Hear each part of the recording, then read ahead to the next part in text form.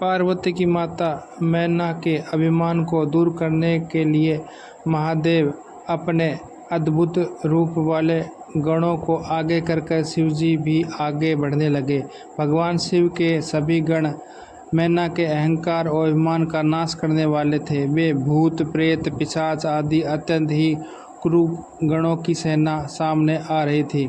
उनमें से कई बवंडर का रूप धारण कर रहे थे, तो किसी को टेढ़ी मेढ़ी सूंड थी, किसी के होठ लंबे तो किसी के चेहरे पर सिर्फ दाढ़ी मूछें ही दिखाई देती थी, किसी के सिर पर बाल नहीं थे तो किसी के सिर पर बालों का घना जंगल था, किसी की आंखें नहीं थी तो कोई अंधा था, तो कोई काना था, किसी के तो कान ही नहीं थे, कोई वाहन पर उल्टा होकर बैठा था। उनमें कितने ही लंगड़े थे, किसी ने दंड और पास ले रखा था। सभी शिवगण अत्यंत ही कुरूप और विकराल दिखाई देते थे।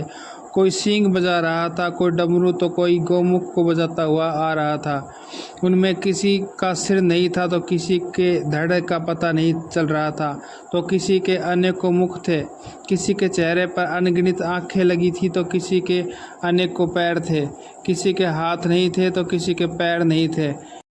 भूत प्रेतों की इतनी बड़ी सेना को देखकर देवी मैना भय से कांपने लगी। इसी सेना के बीचों बीच 5 मुखों वाले, 3 नेत्रों वाले, 10 भुजाओं वाले, शरीर पर भस्म लगाए, गले में मुंडों की माला पहने, गले में सांपों को डाले हुए, बाघ की खाल ओढ़े हुए, पिनाक धनुष उठाए हुए महादेव त्रिशूल लेकर बीचों बीच चल रहे थे।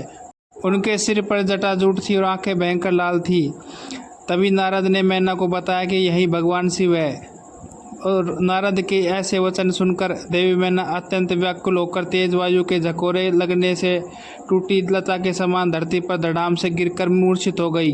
देवी मैना होश में आने के बाद जोर जोर से रोने लगती है और विलाप करती है और देवताओं को कोसती है कि उन्होंने मुझसे झूठ बोला कि महादेव बड़े ही सुंदर और लुभावने हैं, जबकि महादेव का ऐसा कुरूप है कि मैं अपनी पार्वती बेटी का विवाह इससे कदापि नहीं होने दूंगी।